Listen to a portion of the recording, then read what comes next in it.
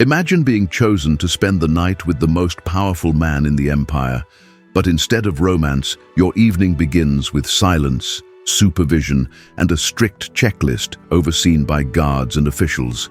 No privacy, no personal choice, and no room for error.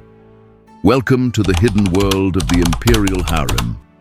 Inside the Forbidden City, deep in the heart of ancient China's royal palaces, the emperor's bedroom was one of the most tightly controlled spaces in the empire. Far from a luxurious escape, it was governed by a complex network of rituals, political considerations, and fears of betrayal. And at the center of it all were the women of the harem, concubines, consorts, and empresses, each bound by centuries of tradition and constantly watched under the gaze of palace law. Contrary to popular imagination, the Imperial Harem was not a free-flowing world of indulgence. Every intimate interaction the emperor had with his consorts was carefully managed by court officials, senior eunuchs, and a massive administrative system. The emperor may have held absolute power in the eyes of the world, but even his personal moments were shaped by rules that had been in place for generations. Each evening followed a sacred routine.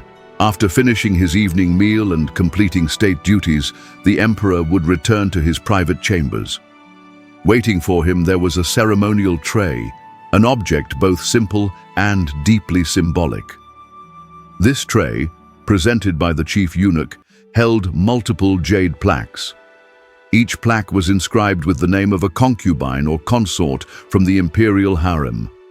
This was no casual offering. The arrangement of these plaques was carefully considered. While the emperor appeared to choose freely, the truth was often more political than personal. Influential figures within the palace, such as trusted eunuchs or court advisors, sometimes arranged the names so that certain women appeared more prominently. Through this subtle manipulation, they could guide the emperor's decision, promote favored families, or maintain alliances.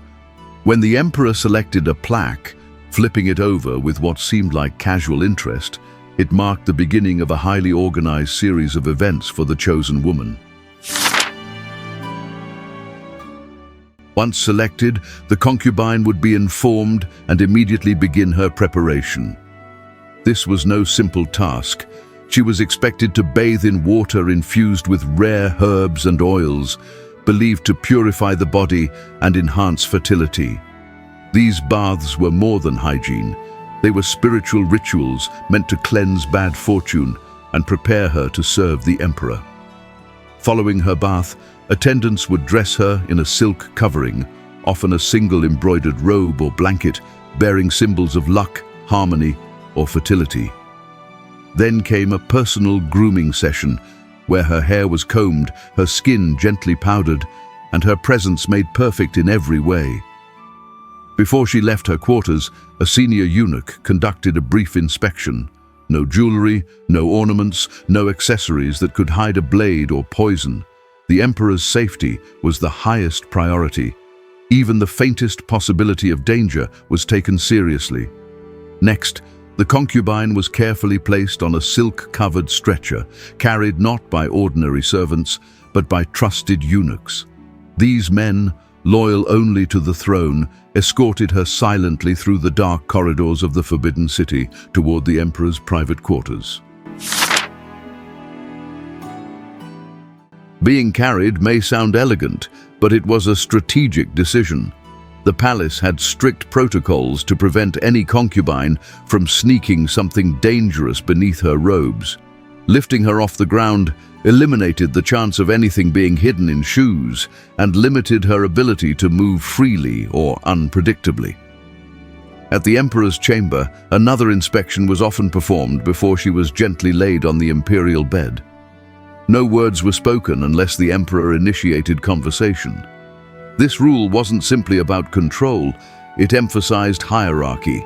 The concubine was to remain silent unless addressed, reinforcing her status as a servant of the emperor's will. Time with the emperor was strictly monitored. Each session was timed, usually lasting around 1 hour. Outside the chamber, eunuchs stood ready to call out softly when the time was nearly up.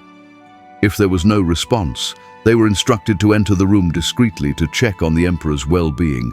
Every moment was structured to protect the ruler's life and preserve the palace's order. When the visit ended, the concubine was wrapped once more in silk and carried back to her own residence. She was not allowed to linger or speak. This ritual ensured that no single woman spent more time than others, preventing favorites from gaining too much influence. The Imperial Harem was one of the most closely observed parts of court life. Every move a woman made was documented. Detailed records were kept not only of who spent time with the emperor, but for how long and when. If a child was conceived, this tracking helped ensure that the lineage of the imperial family was never in question. Even the most natural aspects of life were tracked. During menstruation, a concubine was forbidden from being selected. In Chinese tradition, this was believed to bring bad luck or interfere with the emperor's energy. To avoid embarrassment, women developed discreet methods of signaling their unavailability. Gold rings, folded notes, red ribbons tied around their wrists, or red lanterns outside their doors. And yet, even this delicate system could be manipulated. Some ambitious concubines, desperate to gain favor, concealed their status and risked punishment. In response, eunuchs were ordered to keep track of menstrual cycles and monitor the health of each woman, adding yet another layer of control to their lives. Life in the palace could be beautiful but also dangerous. The emperor's affection was powerful, too powerful. When one woman received too much of it, rivalries would grow. Political factions could form around favored concubines. This created tension, jealousy, and sometimes outright rebellion. One of the most dramatic stories in Chinese history occurred during the reign of the Jiajing emperor. Obsessed with immortality, he forced concubines to assist in dangerous alchemical experiments, subjecting them to toxic potions. Many became ill, others died. Eventually, a group of women, desperate to escape his cruelty, attempted to assassinate him. Their plan failed, and the punishment was severe. Those involved were executed with the harshest sentences known to imperial law. This dark chapter reminded the entire court that even in the most luxurious setting, the stakes could not be higher. Not all stories from the harem were acts of rebellion. Some were tales of love, loss, and the price of beauty. Yang Guifei, one of the most famous concubines in Chinese history, won the heart of Emperor Xuanzong during the Tang dynasty. Her beauty was legendary, and so was her influence.